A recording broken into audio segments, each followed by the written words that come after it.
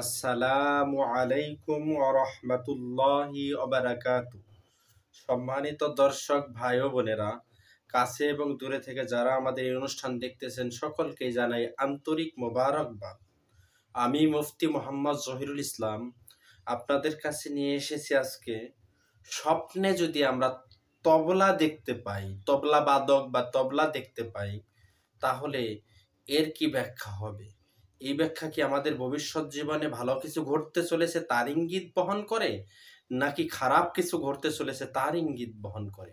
আসুন আমরা জেনে নেই আল্লামা মুহাম্মদ ইবনে সিরিন রহমতুল্লাহি আলাইহি এর জগৎ বিখ্যাত গ্রন্থ তাফসিরুল আহলাম থেকে। আল্লামা মুহাম্মদ ইবনে সিরিন রহমতুল্লাহি আলাইহি বলেন, তবলা শব্দ বিরক্তিকর। স্বপ্নে তবলার আওয়াজ সহ বাঁশির সুর, নৃত্য কিংবা অন্য কিছু শুনলে বিপদে পতিত হবে স্বপ্নদ্রষ্টা, তার আলামত। তবলা বাদককে দেখা বিভ্রান্তি ও অহংকারের অর্থ বহন করে।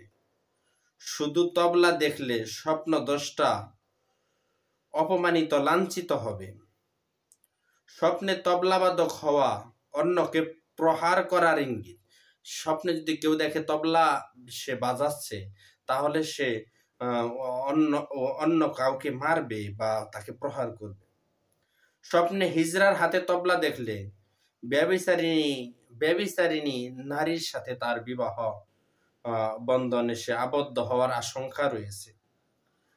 কারণ তবলার আওয়াজ উঁচু হওয়ায় বেহায়া ও অশ্লীলতার আলামত। আর হিজড়ার আওয়াজ উঁচু হয়ে থাকে, যদি কেউ মহিলার হাতে তবলা দেখে, তবে অবৈধ ব্যবসায় জড়িয়ে পড়ার আশঙ্কা রয়েছে। মহিলার হাতে তবলা বাজাতে দেখলে তাহলে সে স্বপ্নদ্রষ্টা অবৈধ ব্যবসায় জড়িয়ে পড়বে, তার আলামত। আর এতে লাভের চেয়ে অনেক ক্ষতি হবে স্বপ্নদ্রষ্টার। এজন্য আমরা এই ধরনের স্বপ্ন দেখতে পেলে আল্লাহ তাআলার কাছে মাগফিরাত কামনা করব, তওবা ইস্তেগফার করব এবং দোয়া করব আল্লাহ তাআলা যেন আমাদের উপর থেকে এই বিপদগুলো হটিয়ে নেন।